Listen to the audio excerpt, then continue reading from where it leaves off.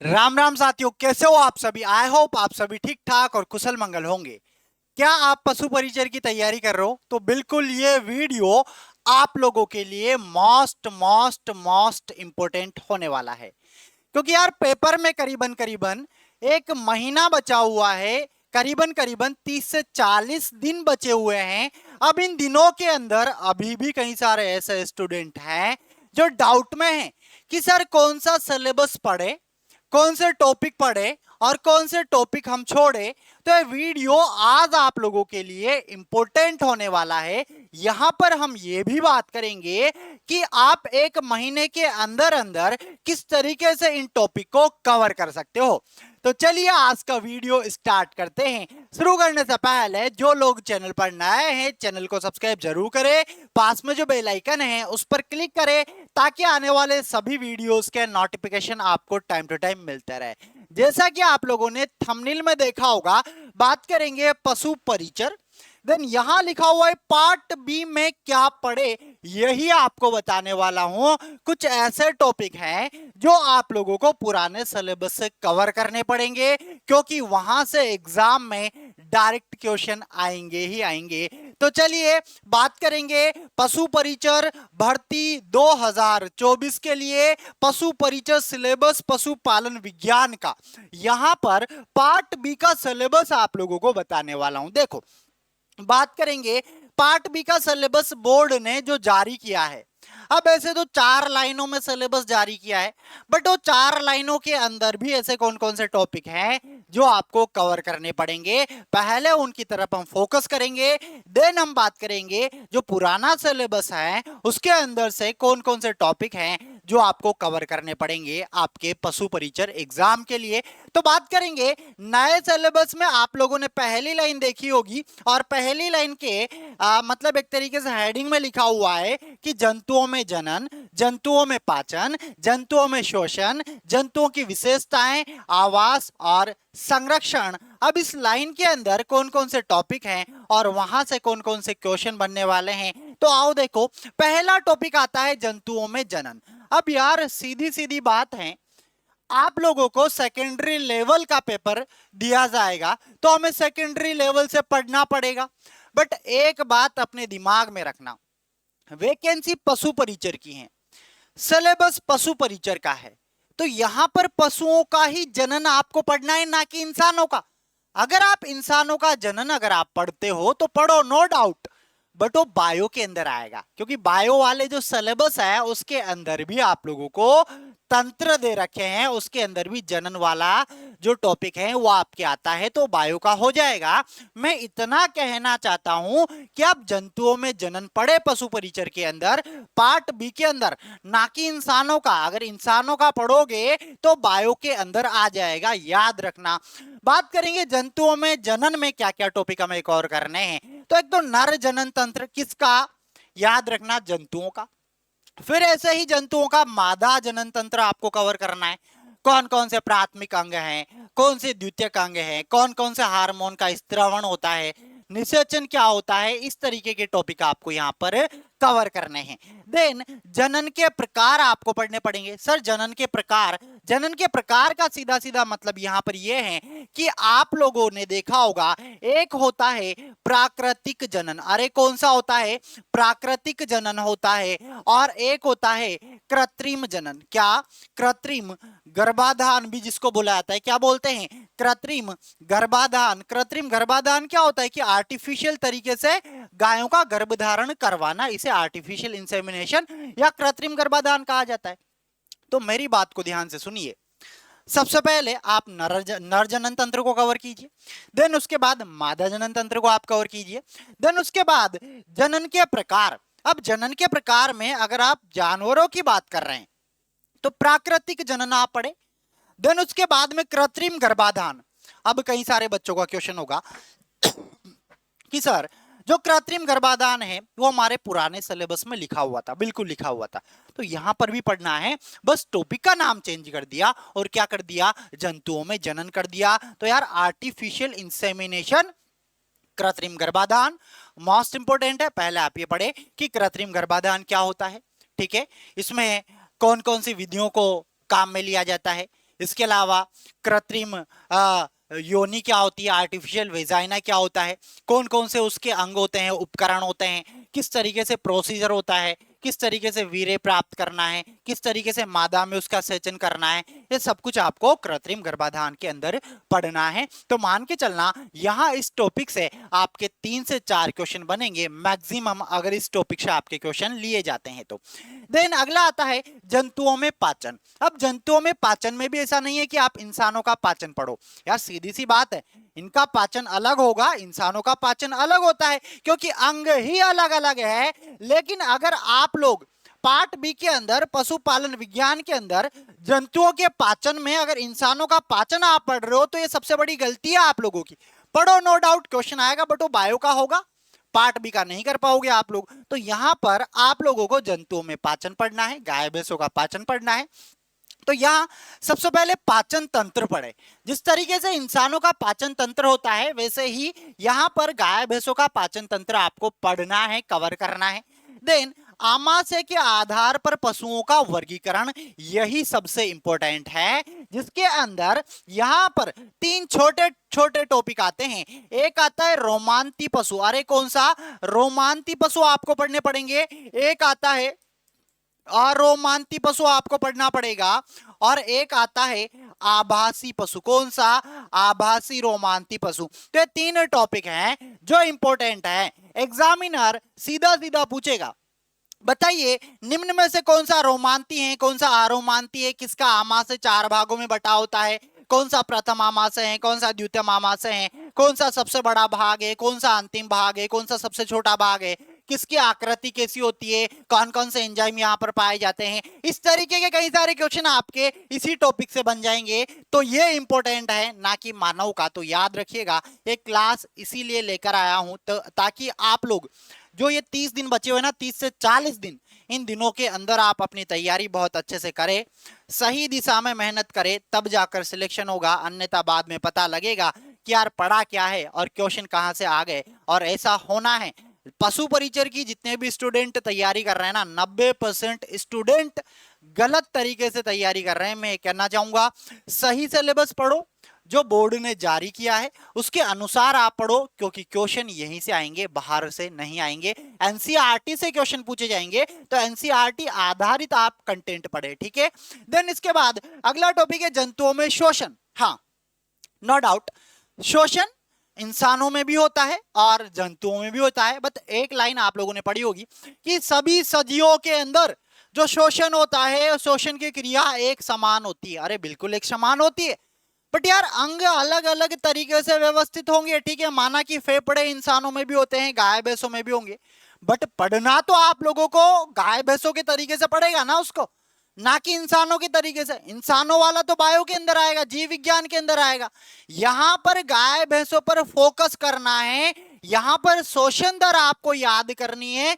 शोषण दर कैसे याद करते हैं ये आपको कवर करना है। तो सारे के सारे टॉपिक आप पढ़ोगे जंतुओं के शोषण में, और इसमें पहला टॉपिक आता है शोषण तंत्र, किस तरीके का तंत्र है वो आप कवर करोगे। देन पशुओं की शोषण दर और नाड़ी की गति यहां पर आपको कवर करनी है, ये सबसे इंपॉर्टेंट है। यहीं से आपका क्वेश्चन बनेगा इस टॉपिक से। तो अभी तो मैं पहली लाइन पे बात कर रहा हूं जो बोर्ड ने सिलेबस जारी किया है। देन इसके बाद देखो अगली लाइन हमारे पास आती है जंतुओं के प्रमुख रोग। अब जो जंतुओं के प्रमुख रोग हैं ये भी आपको एनसीईआरटी आधारित पढ़ना है, ठीक है। मतलब एनसीईआरटी में जो लिखा हुआ है वैसे आपको पढ़ना है, क्योंकि अब एंड में फाइनल यही होता है कि एनसीईआरटी ही सही है, याद रखना। तो गलत ना पढ़े, सही पढ़े। जंतुओं के जो प्रमुख रोग हैं, जितने भी गायों के, भैंसों के, भेड़, बकरी, मुर्गी, ऊंट, इन सब के रोग आपको कवर करने पड़ेंगे। इसमें सबसे पहला रोगों का वर्गीकरण आप पढ़े, क्लासिफिकेशन आप पढ़े। 2 तरीके से क्लासिफिकेशन है। एक तो जैसे आपको बताया था मैंने, रोग कारक, चिरकालीन, अति उग्र, उग्र, ऐसा, ठीक है। एक कि कौन सा जीवाणु से होता है, कौन सा विषाणु से होता है, कौन सा प्रोटोजोआ से होता है, कौन सा पोषक तत्वों की कमी से होता है, कौन से जन्मजात हैं। इस तरीके का वर्गीकरण भी आपको कवर करना पड़ेगा। देन आगे देखो यार, रोगजनक, अब जितने भी रोग आएंगे ना उनमें रोगजनक याद कर लेना कि कौन सा रोग किसके द्वारा होता है, उसे रोगजनक कहा जाता है। जैसे मान लीजिए कि पशु प्लेग रोग है। अब पशु प्लेग रोग किसके द्वारा होता है? क्षनित वायरस। तो क्षनित वायरस उसका रोग कारक हो गया। मान लीजिए गलगोटो रोग पूछा गया, गलगोटो का रोग कारक क्या होगा? पास्चुरेला मल्टीसीडा होगा, बट गायों के अंदर पास्चुरेला बोविसेप्टिका, भैंसों के अंदर पास्चुरेला बुबेली सेप्टिका, भेड़ बकरियों के अंदर पास्चुरेला ऑविश। इस तरीके से तो जितने भी रोग कारक हैं, जितने भी रोग हैं, सबके रोग कारक पढ़ लेना इंपॉर्टेंट है। एक बेसिक क्वेश्चन भी आएगा कि कौन सा जीवाणु जनित है, कौन सा विषाणु जनित है, कौन सा प्रोटोजोआ जनित है। तो ये तो कम से कम याद कर ही लेना यार, तभी मजा आएगा। देन आगे देखो, प्रभावित पशु कि कोई भी रोग होता है तो कौन से एनिमल को अफेक्ट करता है, प्रभावित करता है। क्या वो रोग गाय में हुआ है, क्या भैंस में हुआ है, क्या घातक रूप से भेड़ बकरियों का घातक है इस तरीके से, या ऊंट में हुआ है, कौन सा मुर्गियों का है। तो प्रभावित पशु भी आपको याद करने पड़ेंगे। देन लक्षण, मान लीजिए कोई रोग हो गया, अब रोग हो गया तो पहचानने के लिए लक्षण है, लक्षण हम देखेंगे, देन हम उसकी पहचान करेंगे। तो यहां पर लक्षण आप लोगों को जितने भी रोग हैं सबके बहुत अच्छे से याद कर लेने हैं, तब ही मजा आएगा।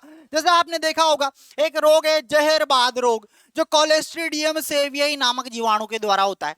उसका लक्षण क्या है कि दबाने पर चुरचुराहट की आवाज आती है, इसीलिए उसे चुरचुरिया रोग कहा जाता है। चीरा लगाने पर काले रंग का बदबूदार और झागदार खून बाहर आता है। बताइए कौन सा रोग है?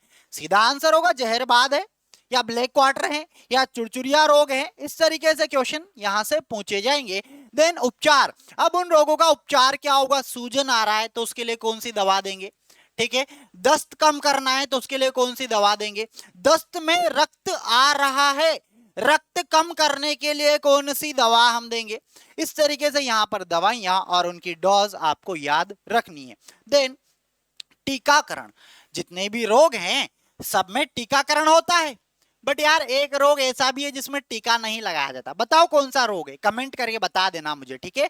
तो टीकाकरण, सभी पशुओं का टीका याद करना है। डोज कितनी लेते हैं, क्या प्रतिवर्ष लगाया जाता है, क्या साल में 2 बार लगाते हैं, या 3 बार लगाते हैं, या जीवन में 1 बार लगाते हैं। टीके का नाम क्या है, कौन सी उम्र में लगाते हैं, ये आपको यहां पर कवर करना पड़ेगा टीकाकरण के अंदर, तब जाके मजा आएगा और तब जाके आप लोग क्वेश्चन कर पाओगे। आगे बढ़िएगा, बात करेंगे जंतुओं की विशेषताएं, ये भी पहली लाइन में लिखा हुआ था। अब देखो यार, विशेषताओं का मतलब यह है कि कोई भी गाय है तो गाय का एक तो उत्पत्ति स्थान आपको याद करना है, उसकी विशेषताएं, उसके सींग कैसे हैं, रंग कैसा है, कुबड़ कैसा है, आयन कैसा है, पूंछ कैसी है, गलकंबल कैसा है, वजन कितना है, दूध कितना देती है, क्या कृषि कार्य के लिए भी पालते हैं, ये सब विशेषताएं हैं। तो ये विशेषताएं आप लोगों को जितने भी पशु हैं उनकी याद करनी पड़ेगी। ये टॉपिक पुराना ही है, पुराने सिलेबस में इसको कुछ इस तरीके से दिया था कि राजस्थान के अंदर प्रमुख पशुओं की प्रमुख देसी नस्लें, बट इस बार क्या किया, जंतुओं की विशेषताएं दे दी। अब तो ये भी नहीं लिखा कौन से जंतु, बट यहां पर आपकी जानकारी के लिए बता देता हूं। एक तो गाय है, भैंस है, भेड़ हैं, बकरी हैं, ऊंट हैं, ये एनिमल हैं और इनकी बेसिक शब्दावली याद होना चाहिए आप लोगों को।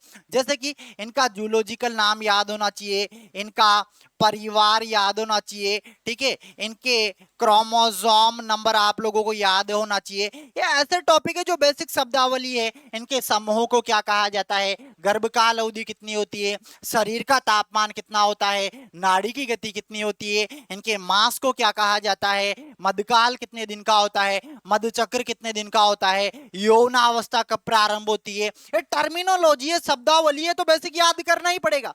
बट नस्लों की विशेषताएं, जैसे कोई गाय आपको दे दी, उसका ऑरिजिन याद करो, उसकी विशेषताएं याद करो, उसकी उपयोगिता याद करो, बस इन 3 टॉपिक पे आपको फोकस करना है। देन यहां मैंने लिखा भी हुआ है उत्पत्ति स्थान, विशेषताएं और उपयोगिता। देन अगला टॉपिक आता है जंतुओं का आवास और संरक्षण। अब तक ये पहली लाइन आपको बता रहा हूं जिसको मैंने तोड़ा है टुकड़ों में ताकि आप लोग अच्छे से समझ जाओ। ध्यान दो, जंतुओं का आवास, तो इसमें कवर करना है जंतुओं का आवास और प्रबंधन। मतलब कि गाय भैंसों के आवास को क्या कहा जाता है, एक गाय के लिए कितने स्थान की आवश्यकता होती है, खुला स्थान कितना होना चाहिए, बंद स्थान कितना होना चाहिए, ओपन में बांधेंगे या बंद एरिया में बांधेंगे, या 10 गायों को कौन सी विधि से हम बांधेंगे, tail to tail, mouth to mouth, ऐसी विधियां भी आपके आती हैं। तो टॉपिक आपको यहाँ पर आवास वाले में कवर करना पड़ेगा। आवास की दिशा कैसे होना चाहिए, चौड़ाई कैसे होना चाहिए, आवास में क्या क्या होना चाहिए, क्या क्या नहीं होना चाहिए, यह सब कुछ इस टॉपिक में आप लोगों को कवर करना है, तब जाकर मजा आएगा। अन्यथा ऊपर से चला जाएगा, पेपर तो आएगा बट आप लोगों को नहीं आएगा। आप कहोगे अरे यार 6 महीने से गलत डायरेक्शन में, गलत दिशा में पढ़ाई कर ली और पता ही नहीं है कि क्वेश्चन क्या आ गए। हमें वो पढ़ा दिया गया जो सिलेबस में था ही नहीं। हमें पढ़ना होता जो हमारे सिलेबस में था, तो सिलेबस के अनुसार सही टॉपिक करे, सही टॉपिक कवर करने हैं, तब ही मजा आएगा, अन्यथा मजा नहीं आने वाला। आगे देखो अगला। उससे पहले बताना चाहूंगा जो भी स्टूडेंट है पशु परिचर की तैयारी कर रहे हैं, अब आप लोगों ने तैयारी कर रही होगी, ठीक है, करीबन करीबन 1 महीना 2 महीने 6 महीने से आप कंटिन्यू तैयारी आप लोग कर रहे हो।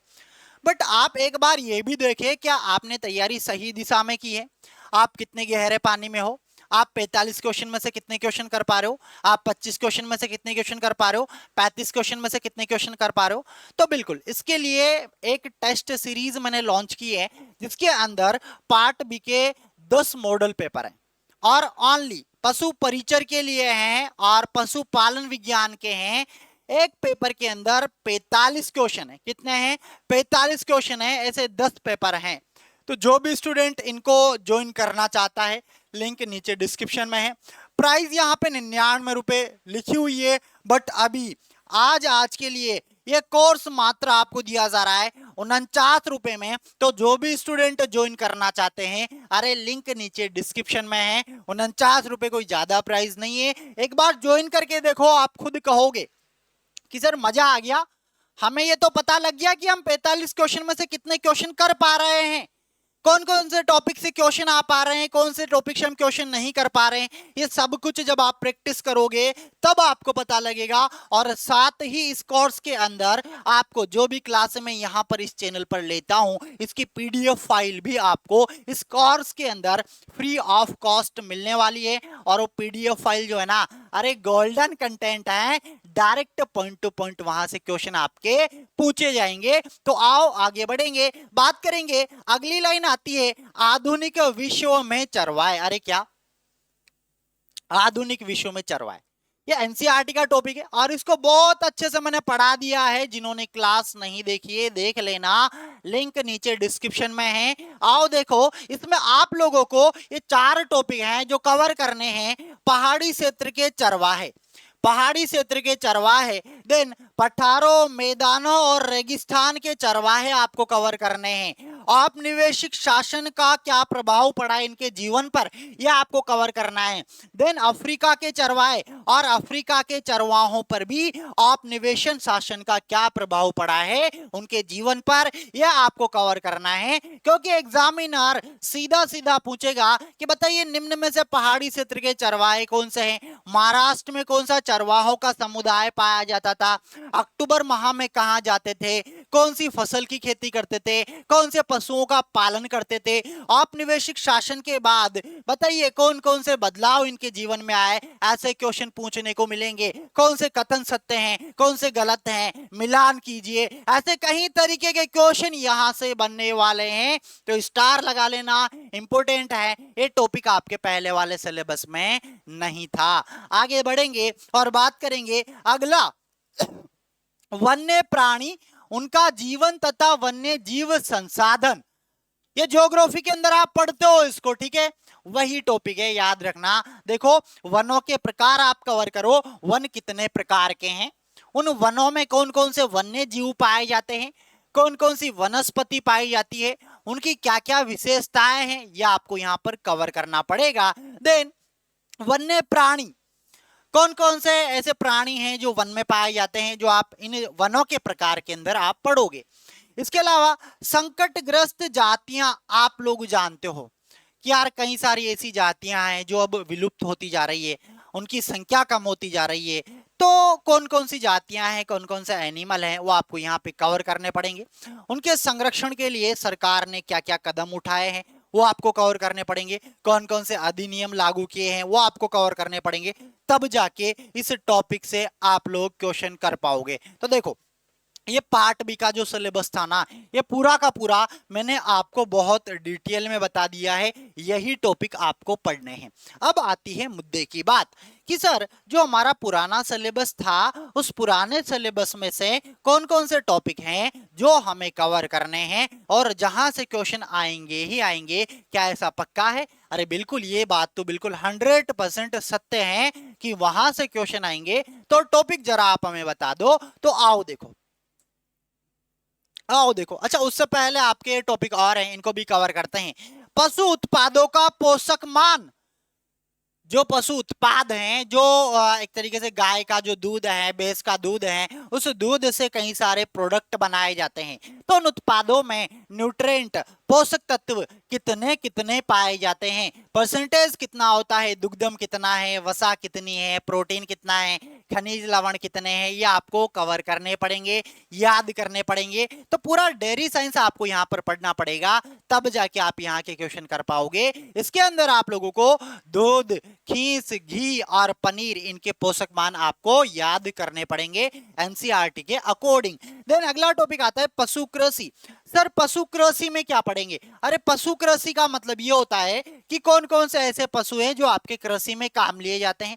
जैसे कि बाहर वाहक, बोझा ढोने वाले पशु आपने पढ़े हैं, ठीक है। इसके अलावा द्विप्रयोजनीय पशु आपने पढ़े हैं, वो तो यहाँ पर कवर करने हैं। बट यहाँ कृषि से कुछ, जैसे कृषि की कई सारी ब्रांचें हैं, सस्य विज्ञान है, उद्यान विज्ञान है, पशुपालन विज्ञान है, सेरिकल्चर है, मत्स्य पालन है, मधुमक्खी पालन है, वो सारी की सारी ब्रांचें, शाखाएं, कृषि की शाखाएं आपको यहाँ कवर करनी पड़ेगी। और कृषि के प्रकार, बस ये बेसिक बेसिक आपको पढ़ना पड़ेगा। इसके अलावा यहाँ पर आप लोगों को फसलें और फसलों के प्रकार, जिसमें आप लोगों को खरीफ, रबी और जायद की फसलें आपको कवर करनी पड़ेगी। ये है आपका पशु कृषि वाला टॉपिक, इसमें ज्यादा अंदर नहीं घुसना है। ये बेसिक बेसिक टर्मिनोलॉजी है जो आपको यहाँ पर कवर करनी ही पड़ेगी, तब मजा आएगा। देन अगला टॉपिक आता है कुक्कुट पालन। ये टॉपिक पहले वाले पुराने सिलेबस में भी था और इस वाले में भी है। इसमें क्या क्या पढ़ोगे? तो जितनी भी मुर्गी की नस्लें हैं, कौन कौन सी अमेरिका की हैं, कौन सी भारत की हैं, कौन सी इंग्लिश चैनल की हैं, कौन सी भूमध्य सागर की हैं, ठीक है। इस तरीके से सभी नस्लों का वर्गीकरण आप पढ़े। देन उसके बाद में एनसीईआरटी के अकॉर्डिंग एक एक ब्रीड को आप ले, उनका मूल स्थान, उनकी विशेषताएं और उनकी उपयोगिता, अंडे के लिए पालते हैं या मांस के लिए पालते हैं, वो आपको यहाँ पर कवर करना पड़ेगा। देन आता है अंडा उत्पादन। कौन सी मुर्गियों से कितने अंडे प्राप्त किए जाते हैं, अंडे शाकाहारी हैं, मांसाहारी हैं, अंडे का संगठन क्या है, अंडे में कौन सी प्रोटीन पाई जाती है, वसा कितनी पाई जाती है, यह सब कुछ आपको अंडा उत्पादन वाले टॉपिक के अंदर कवर करना पड़ेगा। एक औसत अंडे का भार कितना होता है, जेंटोफिल का रंग पीला क्यों होता है, सफेद कलर के भाग को क्या बोलते हैं, ऐसे कई सारे क्वेश्चन यहाँ मुर्गी पालन के अंदर से पूछे जाएंगे। और मुर्गी पालने की कौन कौन सी विधियां हैं, आवास, इस तरीके से आवास प्रबंधन, ये भी आपको यहाँ पर कवर करना पड़ेगा। चलिए आगे बढ़ेंगे। देन यहाँ पर हम बात करेंगे अब पुराने वाला जो सिलेबस है उसमें से कौन से टॉपिक आपको कवर करने हैं। पुराने सिलेबस से क्या पढ़े, ये लाइनें ही तो हैं जो सबसे इंपॉर्टेंट हैं, जो आपके लिए बहुत ज्यादा इंपॉर्टेंट है कि पुराने सिलेबस से पढ़े तो क्या पढ़े। तो यार याद रखना, पुराने सिलेबस से सबसे इंपॉर्टेंट टॉपिक आता है, स्टार लगा लेना, जिसका नाम क्या है, जिसका नाम है पशु गणना। अरे क्या नाम है? पशु गणना नाम है, एनिमल सेंसस है। तो ये आपको पढ़ना पड़ेगा। और इसके अंदर आप लोगों को भारत का, ठीक है, और राजस्थान का, और राजस्थान पे आपको खास तौर पर बहुत अच्छे से फोकस बनाए रखना है, तो पशु गणना वाला टॉपिक आप कवर करोगे। देन एक और टॉपिक आता है जो पुराने सिलेबस से है, जो आप लोगों को कवर करना है, और उसका नाम क्या है? उसका नाम है पशु मेले। अरे क्या नाम है? पशु मेले। तो ये वे दो टॉपिक हैं जहां से आपके पेपर में क्वेश्चन आप लोगों को देखने को मिलेंगे। देखो, आप में से कई सारे बच्चों के कई सारे सवाल होंगे कि सर अगर पुराना सिलेबस ही हमें पढ़ना होता तो बोर्ड नया सिलेबस क्यों जारी करता? तो यार बोर्ड ने नया सिलेबस जारी किया है क्योंकि उन्होंने सिलेबस को बदला है, टॉपिकों को बदला है, कई सारे टॉपिक हटाए भी हैं, ठीक है। बट यहाँ पर फिर भी कई सारे बच्चों को डाउट है कि सर पशु गणना तो है ही नहीं नए सिलेबस मारे, है ना यार, विशेषताएं दे रखी है। और गायों की विशेषताओं के अंदर यह आता है कि प्रेजेंट टाइम पे वर्तमान में सर्वाधिक गाय कहां पर हैं, सर्वाधिक भैंसे कहां पर हैं, न्यूनतम पशुधन कहां पर है, इस तरीके के क्वेश्चन आएंगे। इसीलिए आप लोगों को यहां पर जो पशु गणना वाला टॉपिक है इस पर स्टार लगा लेना, एक कवर करना पड़ेगा। और पशुओं से संबंधित पशु मेले भी आप लोगों को कवर करने पड़ेंगे। तो पुराने सिलेबस से बस ये 2 ही टॉपिक पढ़ के चल जाना, यही इंपॉर्टेंट है। बट एक और टॉपिक आपके लिए बता रहा हूं जिस पर स्टार लगा लेना। आप लोगों ने एक टॉपिक पढ़ा होगा उम्र ज्ञात करना। कौन सा? उम्र ज्ञात करना। अब आप कहोगे कि सर ये तो हमारे सिलेबस में नहीं है। किसने कहा नहीं है? अगर आप लोग नया वाला सिलेबस जब देखोगे तो उसके अंदर एक टॉपिक आपको दे रखा है जिसका नाम है पशुओं का, वैसे आपको इंसानों का पढ़ा दिया होगा वो अलग बात है, बट यहां मैं बात कर रहा हूं पशुओं के पाचन की। जब पशुओं का पाचन आप पढ़ते हो तो पाचन स्टार्ट कहां से होता है? मुख से होता है। कहां से होता है? और जब मुख वाला टॉपिक सबसे पहले आप कवर करोगे तो इस मुख के अंदर आते हैं दांत। क्या आते हैं? दांत आते हैं, याद रखना। और इन्हीं दांतों से क्या ज्ञात की जाती है? उम्र ज्ञात की जाती है। तो याद रखना ये टॉपिक भी इनडायरेक्टली आपके दे रखा है, क्वेश्चन आ सकता है। इसीलिए ये 3 टॉपिक मैंने ऐसे बताए हैं जो आपके पुराने सिलेबस से हैं बट नए के अंदर भी हैं, बस लिखा हुआ नहीं है, बट आपको पढ़ने पड़ेंगे अगर आपको सिलेक्शन लेना है तो, क्योंकि यहां से पेपर के अंदर देखना क्वेश्चन मिलेंगे ही मिलेंगे आप लोगों को। एक और डाउट आपका क्लियर करता हूं। कई सारे बच्चे क्या सोच रहे हैं कि सर पहले 45 क्वेश्चन के लिए बोला था, क्या अब 45 क्वेश्चन आएंगे? हमसे तो ये कहा जा रहा है कि 25 क्वेश्चन आएंगे। यार एक बात बताओ, वैकेंसी किसकी है? पशु परिचर की। गाय भैंसों से रिलेटेड आप पढ़ोगे तो सबसे ज्यादा वेटेज इसी का होगा, याद रखना। भारात्मक दृष्टि से वेटेज इसी का होगा। ये जो टॉपिक है ना, इन सभी टॉपिकों से नॉर्मल सी बात है कि 25 क्वेश्चन तो मतलब ऐसे नॉर्मल है, बनेंगे ही बनेंगे। बट मैं ये कहूंगा कि 25 से ज्यादा क्वेश्चन आपको पेपर में देखने को मिलेंगे। ये नहीं कह रहा कि 45 आएंगे पूरे, बट ये कह रहा हूं कि 25 से तो कम नहीं आएंगे। सर ये बात तो हमने सबने बता रखी है कि 25 ही क्वेश्चन आएंगे। अरे मैं ये बोल रहा हूं कि कुछ लोगों का कहना यह है कि 25 क्वेश्चन ही आएंगे, बट ये गलत है। याद रखना क्वेश्चन इसके अधिक आएंगे। क्या आएंगे? अधिक आएंगे। अब आप लोगों को लग रहा होगा कि सर 4 लाइनें तो हैं, उनमें से अधिक क्वेश्चन कैसे बनेंगे? अरे देख लो, इतने सारे टॉपिक बताए मैंने आपको। एक वीडियो मैंने चैनल पे अपलोड किया था आज के 10-15 दिन पहले, उसका लिंक नीचे डिस्क्रिप्शन में दे दूंगा। उस वीडियो में मैंने आपको यह बता रखा है कि कौन से टॉपिक से कितने क्वेश्चन बनेंगे, ताकि आप लोगों के डाउट क्लियर हो जाएंगे कि कौन से टॉपिक से कितने क्वेश्चन बन रहे और पेपर में हमें कितने क्वेश्चन देखने को मिलने वाले हैं। तो दोस्तों उम्मीद करता हूं कि आप लोगों का कम से कम ये डाउट तो निकला होगा कि पुराने सिलेबस से क्या पढ़ना है और नए से क्या पढ़ना है। नए से तो सारा ही पढ़ना है। उम्मीद करता हूं जो भी बताया है, समझाया है, अच्छे से समझ में आया होगा। एक बार फिर से कहना चाहता हूं, पशु परिचर के 10 मॉडल पेपर जारी किए हैं। कितने हैं? 10 हैं, जिनकी कीमत मात्र आप लोगों के लिए रखी गई है 49 रुपए। तो एक बार आजमा के देख लो, इससे पता लगेगा कि आप कितने गहरे पानी में हो। क्या आपने वाकई में सही सिलेबस के अनुसार तैयारी की है? और एक एक क्वेश्चन के अंदर, एक एक पेपर के अंदर 45 क्वेश्चन दिए गए हैं। सारे के सारे नए सिलेबस के आधार पर बनाए गए पेपर हैं। तो एक बार वो पेपर देकर देखो, तब पता लगेगा आप कितने गहरे पानी में हो। अन्यथा जब पेपर होगा ना, उसके बाद पता लगेगा अरे यार क्या पढ़ के आया हूं और क्या क्वेश्चन आ गए, गड़बड़ हो जाएगी, गड़बड़। इसलिए कह रहा हूं एक बार टेस्ट सीरीज ज्वाइन करो, पेपर देकर देखो, पता चलेगा कितने गहरे पानी में हो। इस पेपर का लिंक नीचे डिस्क्रिप्शन में दे रखा है, या आप कैप्टन एग्रो एप्लीकेशन डाउनलोड करके वहां से भी इसको ज्वाइन कर सकते हो। साथ में आप लोगों को पीडीएफ फाइल भी प्रोवाइड करवाई जा रही है जो क्लासें यूट्यूब पे ली गई है उनकी। और एक और बात बता दूं, अब आप लोग कहोगे कि सर ये तो पैसे वाली बात हो गई, फ्री में भी है। फ्री में कैसे हैं आप लोग देखते हो, जो ये चैनल है इस पे एक कम्युनिटी टैब है, वहां पर एमसीक्यू डालता हूं, नंबरिंग चल रही है।